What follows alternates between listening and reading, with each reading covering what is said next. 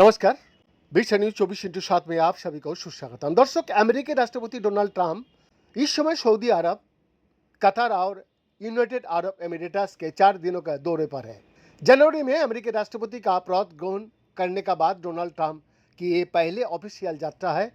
Donald Trump ने हाल ही में Qatar की राजधानी दोहा में कार्यक्रम में बोलते हुए कहा कि भारत ने अमेरिकी सामान पर जीरो टैरिफ का ऑफर दिया है। यानी भारत अमेरिका कि डील के बाद भारत में अमेरिका का सामान पर कोई टैक्स नहीं लगेगा।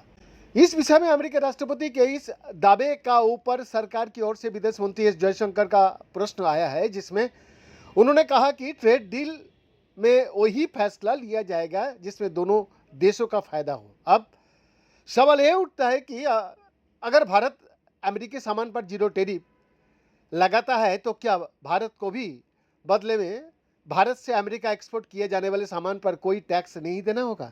इसका साथ ही जीरो टैरिफ करने से क्या फायदा हो सकता है, इस सब के बारे में हम लोग आपको विस्तार से बताएंगे। जीरो टैरिफ के फायदा और नुकसान जानने से पहले आपको ये जानना जरूरी होगा कि जीरो टैरिफ होता क्या है।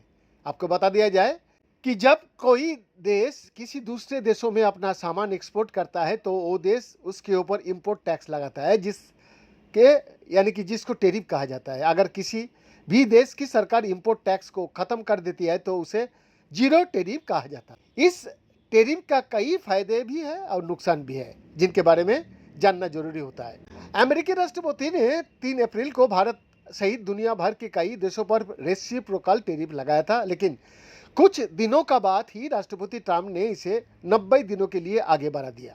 रेसिप्रोकल टैरिफ का मतलब होता है जैसे कि तैसा टैरिफ, यानी कि आसान भाषा में समझे तो भारत अमेरिका की जिन चीज़ों पर जितना टैरिफ लगाता है उतना ही टैरिफ अमेरिका भारत से इंपोर्ट होने वाली चीज़ों पर लगाता है।